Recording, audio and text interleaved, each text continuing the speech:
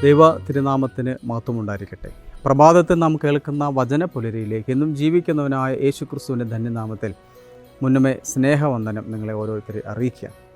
പ്രിയമുള്ള ചില ആളുകൾ നമ്മൾ കാണുമ്പോൾ എന്തെങ്കിലും ഒരു ആവശ്യം പറഞ്ഞാൽ, ഇല്ലെങ്കിൽ അത് ചെയ്യാമോ, അല്ലെങ്കിൽ ഇത് ചെയ്യാമോ എന്ന് ചോദിച്ചാൽ അവർ പറയുന്നൊരു കാര്യം, എന്ത് തരും, എന്ത് നിങ്ങൾ തരും, അല്ലെങ്കിൽ ഞാൻ അത് ചെയ്തു തരാൻ എനിക്ക് എന്നാ അത് തരാമോ, അല്ലെങ്കിൽ ഫുഡ് മേടിച്ച് തരാമോ, അല്ലെങ്കിൽ എന്തെങ്കിലും ഒരു ഉപകാരം പ്രതീക്ഷിക്കുന്ന ഒരു സ്വഭാവത്തിനുടമയാണ് നമ്മുടെ മനുഷ്യർ. ദൈവത്തിൻ്റെ വചനം പറയുന്നു പ്രിയമുള്ളവരെ, മത്തായിയുടെ സുവിശേഷം 26-ാം അധ്യായം അതിൻ്റെ 15-ാം വാക്യം, ഞാൻ അവനെ നിങ്ങൾക്ക് ഏൽപ്പിച്ച് തന്നാൽ നിങ്ങൾ എനിക്ക് എന്ത് തരും?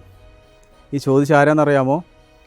കർത്താവിനോടൊപ്പം കൂടെ നടന്ന 3.5 വർഷം ഒന്നിച്ച് നടന്ന അപ്പോസ്തലൻ എന്ന നാമം പേറിയവൻ, അപ്പോസ്തല പ്രവൃത്തികളിലെല്ലാം പങ്കാളിയായവൻ, യേശുക്രിസ്തുവിനോടൊപ്പം വിശുദ്ധ കുർബാനയിലും എല്ലാവരിലും പങ്കാളിയായ യൂദാസ് ഇസ്കറിയോത്തെയാണ്. ആരോടാണെന്നറിയാമോ? പ്രധാന പുരോഹിതന്മാരോട് ചോദിക്കുകയാണ്. യഹൂദ പ്രധാന പുരോഹിതന്മാർ ചോദിക്കും, ഞാൻ അവനെ നിങ്ങൾക്ക് ഏൽപ്പിച്ച് തന്നാൽ നിങ്ങൾ എനിക്ക് എന്ത് തരും? അപ്പോൾ ആ പ്രധാന പുരോഹിതന്മാർ അവൻ ഓഫർ ചെയ്തു. അവർ 30 വെള്ളി നാണയങ്ങൾ വാഗ്ദാനം ചെയ്തു. പ്രിയമുള്ളവരെ, നമ്മുടെ ജീവിതത്തിൽ നമ്മൾ പലപ്പോഴും പലരിൽ നിന്നും പ്രതീക്ഷിക്കുന്ന പലതുമുണ്ട്.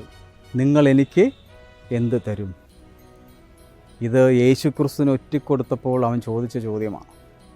നമ്മൾ പലരെയും ഒറ്റിക്കൊടുക്കാനും പലരെയും കാണിച്ചു കൊടുക്കാനും പലതിനും നമ്മൾ വാങ്ങിച്ച 30 വെള്ളി നാണയങ്ങൾ നമുക്കെതിരെ ശബ്ദമുയർത്തും. അവൻ ആ വെള്ളി നാണയങ്ങൾ വലിച്ചെറിഞ്ഞ് അവന് ജീവിക്കാൻ പറ്റാതെ. അതുകൊണ്ട് പ്രിയമുള്ളവർ, ഒറ്റിക്കൊടുത്തുകൊണ്ട് നേടിയിട്ട് എന്തെങ്കിലും ഉണ്ടെങ്കിൽ, നമ്മൾ സമ്പാദിക്കാതെ, നമ്മൾ നേടാത്തത്, അർഹിക്കാത്തത് എന്തെങ്കിലും സമ്പാദിച്ച് നേടി വെച്ചിട്ടുണ്ടെങ്കിൽ അത് നമുക്ക് പ്രയോജനപ്പെടില്ല പ്രിയമുള്ളവരെ.